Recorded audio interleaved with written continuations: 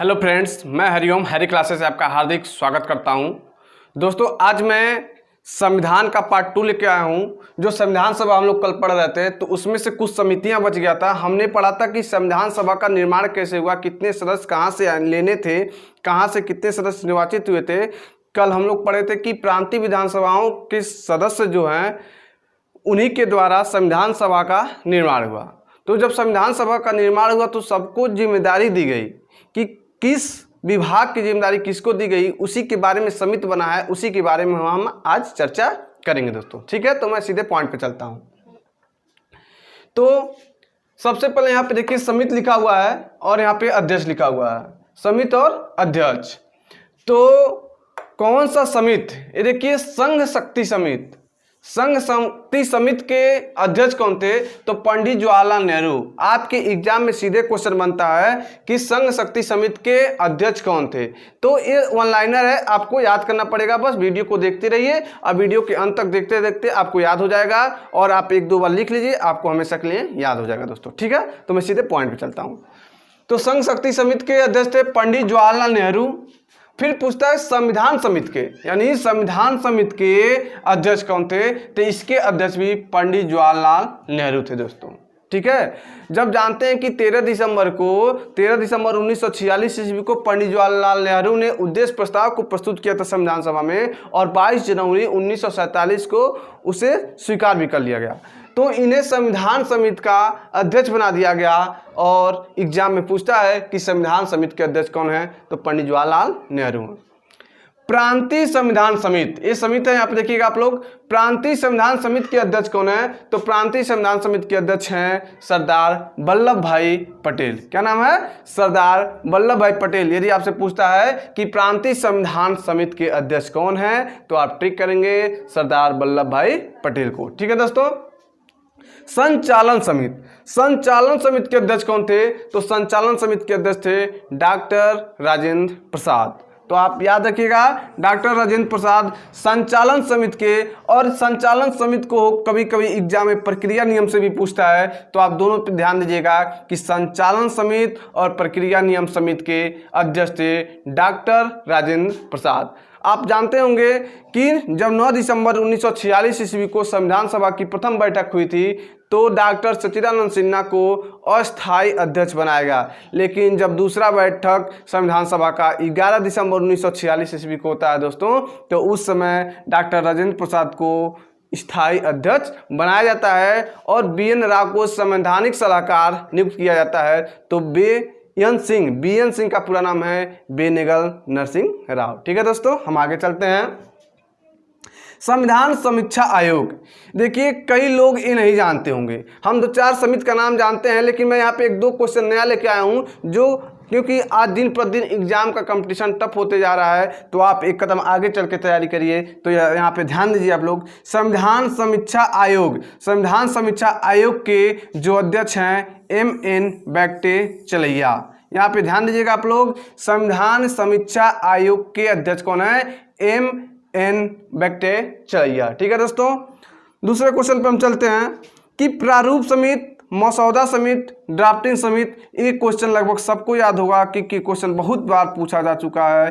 कभी कभी 3 नामों से पूछ देता, इसलिए मैं तीनों नामों को यहाँ पे लिख दिया हूँ कि जिससे आप कंफ्यूज ना रहें। प्रारूप समिति पूछे, मसौदा समिति पूछे, ड्राफ्टिंग समिति पूछे, तो उसका आंसर एक ही होगा, डॉक्टर भीमराव अंबेडकर। ठीक है दोस्तों, एक बार और देख लीजिए। प्रारूप समिति, मसौदा समिति, ड्राफ्टिंग समिति, ये तीनों के होंगे डॉक्टर भीमराव अंबेडकर। इसका हम एक बार रिवीजन कर लेते हैं कि वीडियो को देखते देखते आपको आसानी से याद हो जाए दोस्तों। ठीक है, तो संघ शक्ति समिति के अध्यक्ष कौन है? पंडित जवाहरलाल नेहरू। संविधान समिति के अध्यक्ष कौन है? पंडित जवाहरलाल नेहरू।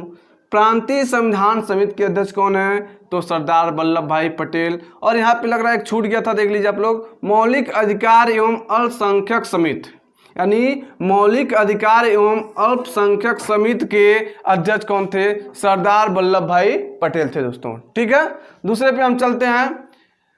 प्रारूप समिति का परीक्षण करने वाली समिति क्या है? प्रारूप समिति की परीक्षण करने वाली समिति के अध्यक्ष कौन थे? तो देखिए क्वेश्चन बहुत ही नया है, या आप नहीं पढ़े होंगे। जो विस्तार से पढ़ा होगा, जो डीपली पढ़ा होगा, तभी ये क्वेश्चन आपको मिला होगा। तो प्रारूप समिति के अध्यक्ष तो आप टिक करेंगे डॉक्टर भीमराव अंबेडकर को। लेकिन यदि क्वेश्चन पूछता है कि प्रारूप समिति का परीक्षण करने वाली समिति के अध्यक्ष कौन थे, तो आप टिक करेंगे अल्लाद कृष्ण स्वामी अय्यर को दोस्तों। ठीक है, एक क्वेश्चन नहीं दिख रहा होगा आपको, तो यहाँ पे सुन लीजिए मैं क्या कर रहा हूं। प्रारूप समिति का परीक्षण करने वाली, क्या प्रारूप समिति का परीक्षण करने वाली समिति के अध्यक्ष अल्लाद कृष्ण स्वामी अय्यर है दोस्तों। ठीक है, इस प्रकार आप इस समिति के अध्यक्षों को पढ़ चुके हैं। लेकिन कभी कभी एग्जाम में प्रारूप समिति के सदस्य के नाम भी पूछ दे रहा है दोस्तों। तो आज हम जानते हैं कि 29 अगस्त प्रारूप समिति का गठन कब हुआ था? 29 अगस्त 1947 ईस्वी को प्रारूप समिति का गठन हुआ और इसके अध्यक्ष के रूप में डॉक्टर भीमराव अंबेडकर को नियुक्त किया गया था। नियुक्त करने के साथ इनके साथ 6 और सदस्यों को शामिल किया गया था। तो उन 6 सदस्यों और अध्यक्ष को लेके हम सातों का यहाँ पे नाम पढ़ लेंगे, क्योंकि एग्जाम में यदि यहाँ से भी क्वेश्चन बनता है तो हम आसानी से सॉल्व कर ले दोस्तों। ठीक है, तो मैं सीधे आपको यहाँ ले चलता हूँ। तो प्रारूप समिति के अध्यक्ष यानी जो मसौदा समिति है, ड्राफ्ट समिति है, तो इसके अध्यक्ष के रूप में हम जानते हैं कि डॉक्टर भीमराव अंबेडकर इसके अध्यक्ष थे। ठीक है दोस्तों, क्या थे? इसके अध्यक्ष थे। दूसरे सदस्य को आप याद कर लीजिए, अल्लाद कृष्ण स्वामी अय्यर। कहीं कहीं अय्यर देता है, कहीं कहीं अय्यर देता है, तो इससे आप कंफ्यूज मत होइएगा, बस आप याद कर लीजिए अल्लाद कृष्ण स्वामी अय्यर या अय्यर। ये दूसरे सदस्य थे। तीसरे सदस्य कौन थे? के एम मुंशी यानी कन्हैया मणिकलाल मुंशी। इनका पूरा नाम है कन्हैया मणिकलाल मुंशी। तो ये तीसरे सदस्य थे दोस्तों, तो आप इन्हें भी याद कर लीजिए, कन्हैया मणिकलाल मुंशी को कभी कभी एग्जाम में पूछ देता है। देखिए एन माधव राय ये भी प्रारूप समिति के सदस्य थे। लेकिन कुछ दिन बाद बीएल मित्र, इनके स्थान पर बीएल मित्र को क्या किया जाता है? चयनित किया जाता है दोस्तों। ठीक है, पांचवा कौन सदस्य थे? मोहम्मद सादुल्लाह। कहीं सादुल्लाह देता है, कहीं सादुल्लाह देता है, तो इससे भी आप कंफ्यूजन मत होइएगा। पांचवा सदस्य थे मोहम्मद सादुल्लाह। एन गोपाल स्वामी अय्यर छठवें सदस्य के रूप में थे, एन गोपाल स्वामी अय्यर। ठीक है, सातवें सदस्य थे टीटी कृष्णाचारी। टीटी कृष्णाचारी। कुछ दिन के बाद इनके स्थान पे डीपी खेतान 7वें सदस्य बन के आते हैं प्रारूप समिति के दोस्तों। तो यहाँ पे ये ध्यान दीजिएगा, कभी कभी एग्जाम में पूछता है कि एन माधव राव के स्थान पे प्रारूप समिति में किसे क्या किया गया था?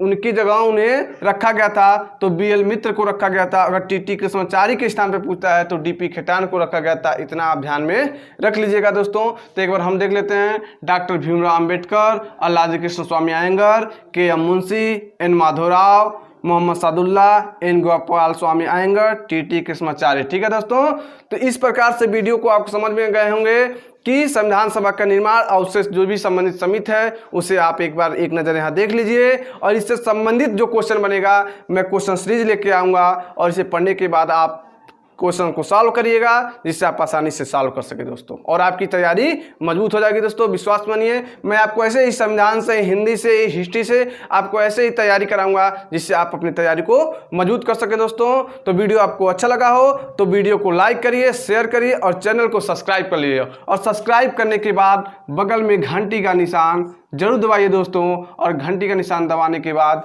आपको नोटिफिकेशन मिलेगा अगली वीडियो का। और यहाँ पे समझाया जाएगा दोस्तों, केवल पढ़ना नहीं है, आपको पढ़ने के साथ साथ समझना है, जिससे आपकी तैयारी लंबे समय तक मजबूत हो सके और अपने एग्जाम को आप क्वालिफाई कर सकते हैं दोस्तों। ठीक है, जय हिंद, जय भारत।